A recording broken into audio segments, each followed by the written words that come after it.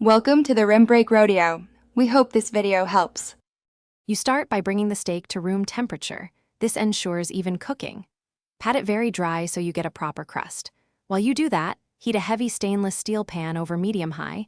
You want it shimmering but not smoking. Once the pan is hot, add a thin film of high smoke point oil and swirl to coat. Make sure the oil moves smoothly across the surface. That first sizzle when the steak hits the pan is the reaction you want.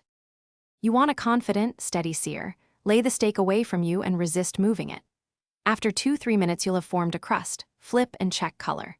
Once flipped, adjust heat. Lower slightly if the sides are darkening too quickly, because stainless conducts heat efficiently and can burn edges. In the final 1-2 minutes, add butter, garlic, and thyme.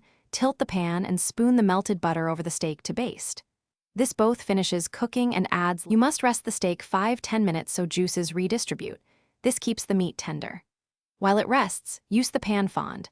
Deglaze with a splash of wine, stock, or water and scrape up those brown bits for sauce. Slice against the grain for maximum tenderness and serve with the sauce or a pat of butter. If you encountered sticking or burning, deglaze immediately to loosen the fond and note to lower heat or preheat longer next time to achieve an even sear.